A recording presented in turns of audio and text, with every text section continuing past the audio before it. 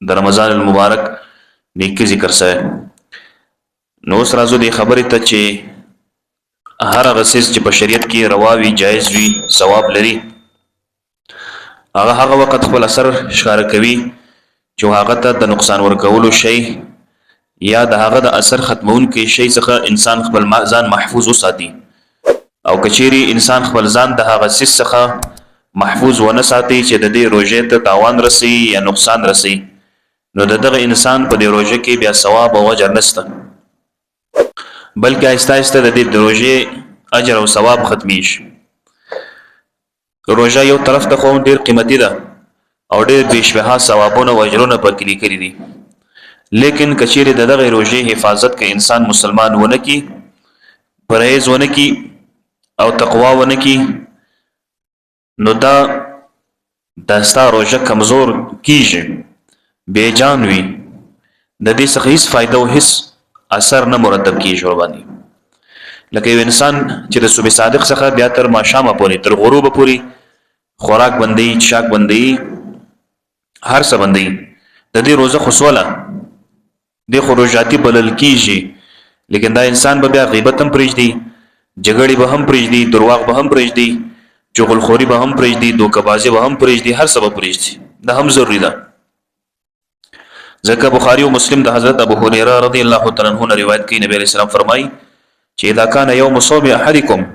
چې کله تاسو د روزې ورځ وي پتا سو کې، فلا يرفث، نو هیڅ یو دی پتا سو کې بهوده حرکت نه کوي، خراب حرکت، ولا يسخب، او جنگ و جنجال دی نه کوي او غصه دی نه کوي، په ترش تندري مخ ته ناراضي. فإن صابه أحد قاتله فليقل إني صائم، قبل څوک تا تشکنزل کول یا جنگ در سره کاوه، نو تو ورته وای چې زه روژاتي یم، زه جنگ نه کوم. دغه شانت بل حدیث کې راځي، رسول اکرم صلی الله علیه وسلم فرمایي من لم يدع قول الزور والعمل به فليس لله حاجه في ان يدع طعامه وشرابه. نبی علیہ السلام فرمایي کہ انسان بد عمل، بیکار عادتونه، بیکار خبري، بیکار اعمال،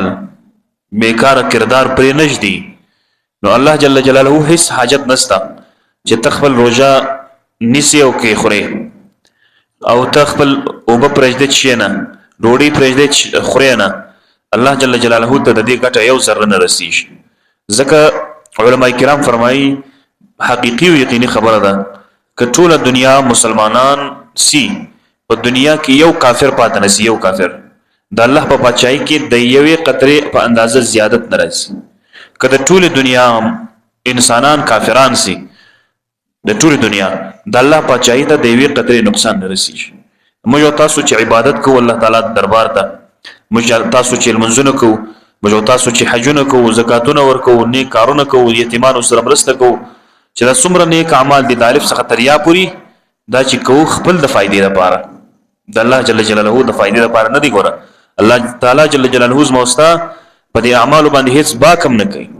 نه فائدہ ورته مرتب کیږي. نو ځکه انسان به خپل په دې اعمالو هم کنټرول راولي، لکه انسان چې خپل پر نفس باندې کنټرول راولي او خپل پر معده باندې کنټرول راولي او دغه رقم خپل په عورت باندې، نو دغه رقم خپل په ټول اعضاء بدن کې به کنټرول راولي. د غیبت څخه بزان محفوظ ساتي، د جګړې څخه بزان محفوظ ساتي، او د بدو خبرو څخه بزان محفوظ ساتي. د هر قسم هغه څه څخه چې بد ورته ویل کیږي او شایسته نوي ناشایسته اشیاء وي، دغه څخه ځان وساتي. دغه شانته چې کله انسان سهار نه تر ماښام پورې په بهترین انداز او روزه ونیسي، نو د دې انسان بیا فائدہ سوي. فائدہ یې دا ده، مسند بازار کې روایت ته چې دغه روزاتي بیا دعا قبلي شي، الله تعالی ورته چانس ورکړي د دعا. په شواروز کې د مسلمان ته د روزاتي ته چانس ورکړي چې ته روزنی ولې ده، تا مهنت کړې دي، تا خواري کړې ده، لہذا تا په شواروز یو چانس در کومه، بس ته دعا وکړه زستا دعا در قبلوم. هغه څنګه ده؟ ابي سعيد الخدري روایت کوي، نبی علیہ السلام فرمایي ان لله تبارك وتعالى عتقاء في كل يوم وليله، يعني في رمضان. نبی علیہ السلام فرمایي چې په هر شپه کې د رمضان المبارک د الله جل جلاله د قید خانه او د جیل خانه څخه ډیر بنديان ازادي شي د رمضان په هر شپه کې او په هر شپه کې ګور نبی رسول الله فرمایي وان لكل مسلم في كل يوم وليله دعوه مستجابه د هر مسلمان دروژادي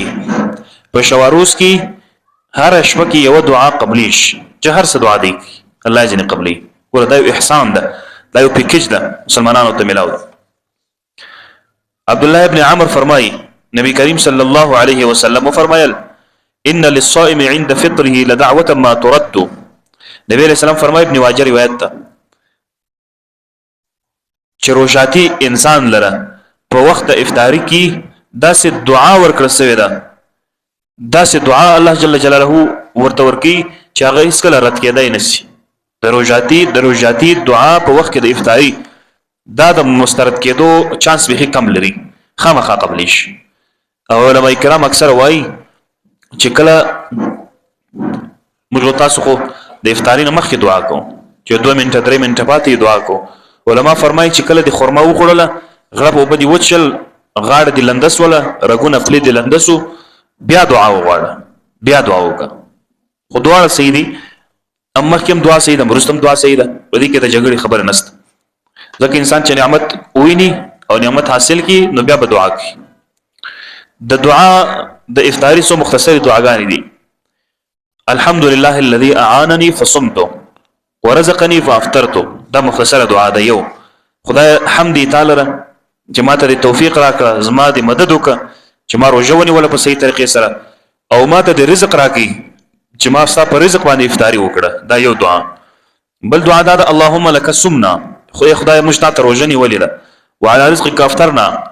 ستا په رزق باندې موږ خپل روژه ماته کړې ده فتقبل منا انك انت السميع العليم خدای ته د ازمج روژه مشتق قبول کړي ته اوریدونکو او لیدونکو خبردار ذاتی بل دعا دا اللهم لك صمت وعلى رزقك افطرت خدای ته مې روژنی ولې او ستا په رزق باندې مې روژه ماته کړې عبد الله ابن عمرو ابن عاص بیا دغه دعا کوله اللهم اني اسالك برحمتك التي وسعت كل شيء ان تغفر لي ذنوبي یا الله پاکه هغه ذات چې ستا رحمت او ستا رحمت صدقه د ټول دنیا څخه غټه ده کل شی هر شی ته شامل ده د هر شي څخه غټه ده داغه په خاطر باندې خدای پاک ماته مغفرت وکي بخشش وکي زما ګناهونه راوبخش خصوصا رسول الله صلی الله علیه وسلم داغه دعا غوښتله الحمد لله الذي ذهب الظما خدای په حمد وی هغه خدای لره چې زموږ تند ختم سوا وابتلت العروق او غاړه لندس ورګونه لندسو وثبت الاجر ان شاء الله او اجر د الله که خدای کوله اجر الته ثابت سو ولیکل سو په عمل نامه کې نو روژاتي د پاره ښه خبره ده چې په ټولو ورځ کې دغه مستحبات او خیال ساتي اول سحری وکي صحیح د باز انسانان به تکړه به بیدار به هر څه به سحری کوه هم نه کی د روزنی ولایس خو سحری دی کی سنت که څوک سحری نه کی یا زړه غواړي یو خرما دی وخره خو سحری دی وکي بل سحری باید بننس ذکر رسول الله صلی الله علیه وسلم فرمایي چې سحری کې دا الله جل جلاله برکت شه او بل دا چې صبح صادق څخه مخکې بنیت کی او بل دا چې د صبح صادق نه مخکې د پښتمي پر ټیم باندې خوراکو کې په شرط ده چې دا انسان ته شپه د ویشه معلومات وي چې صبح صادق تر اوسه نه درغله دیني چلته صبح صادق او د خوراک لګي او څلورم خبره مستحب ده چې کله دا انسان ته پته ولګي دا معلومات ورته وسو چېر المر ډوب سوی دی د ماښام ټیم د افطاری بس متصل افطاری دی وکي پنځمه خبره انسان خپل ژبه او خپل غوږ زړه دماغ پوره جسم د هر غلطو اشیاء او د غندو اشیاء څخه محفوظ وساتي کوشش وکړي انسان چې په خرما باندې روزه ماتو کی د دې مختلف فائدې اوس په دغه څو سيزونو باندې د انسان روزه نه ماتي شي سیاهي لګول سرمه لګول سرمه کولګه په دې ستاره روزه نه مات کله دغه سرمه اثر په ناړو کې راسیم پروانه کی رسول الله صلی الله علیه وسلم د روزه په حالت کې سیاهي لګول سرمه لګول او بل د بدن د اخوار په خاطر باندې غسل کول چې ستاسو د بدن ګرمي ختم سي په دې روزه نه ماتيش نه فاسدي یو شی نه صدا ش خبره ده وک یا یو کپڑا اچي لوند کپړې خپل په بدن یاچي چې هغه ستاسو بدن په اقصدام سي د پروانه کې هیڅ مشکل نشته اوس خو هغه یخني د ګرمي نه صدا په خوا په زمان په خوا کارونو کې ګرمي ډیره نو چې سړی غسل کوي په یخو باندې دا بالکل صحیح ده په دې نه ماتې شي. عبد الله ابن عمر رضی الله عنه دغه څه کوي، مسواک وهل باندې هم تاوان نه رسي روژه ته، هغه کلون وي او کوچ وي د مسواک. نو رسول الله صلی الله علیه وسلم مبارک په مسواک والا پروژه کې خوشبو لګول، عطر لګول دا هم جایز دي، پروا نه کوي. نبی رسول الله صلی الله مبارک لګولې ده کاغه هر رقم خوشبو وي.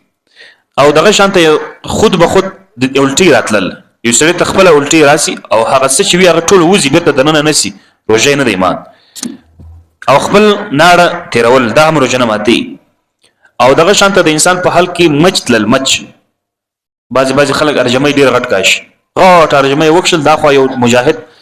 ماشاءالله لپس په دغه نه نوتی ستنه روژه نه دی مات، په دې روژه نه ماتي شي. ګرد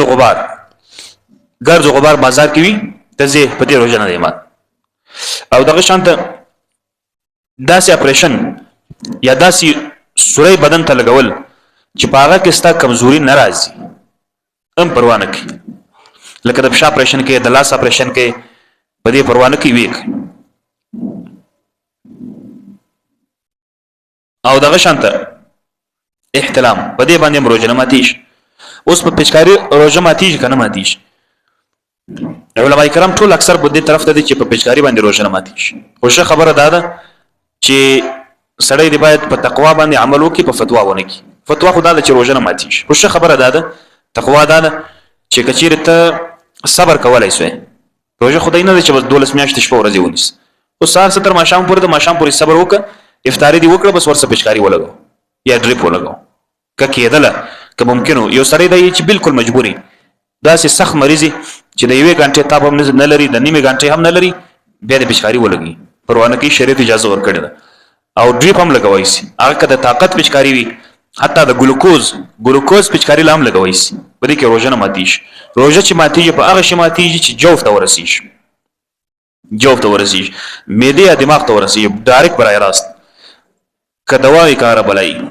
نو په دې باندې روژه ماتيږي. ما سیوا د دین روژه په بل شي نسی ماتي دی، ځکه انسان پرک چې ولګي دا خو ډایرکټ نه ځي کنه معده ته، هغه شی چې ډایرکټ معده یا دماغ ته ځي نو بیا روژه ماتيږي. دغه شانته هغه سيزونه چې په روژه کې مکروه دي دغه کول، لکه ژاولې جوړل یا د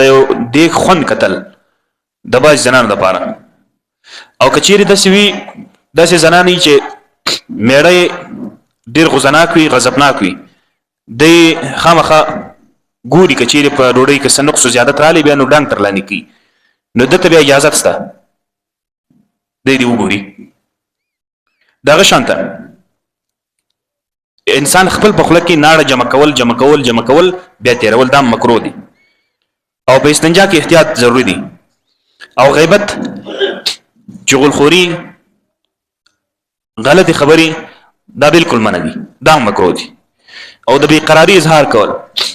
او ځان کې غبرهټ راوستل، ولا ځان انداز یم نه لاستمې ګور اس کار نه کینن ډیر روزه را باندې زور کړل ولا رواله کله یو خواته بل خواته وړي، ولا نن ډیر روزه زور را باندې کړ، ولا ډیر سخت ده خل راو بس یو چمونه درته وکي، دا نه دی شه،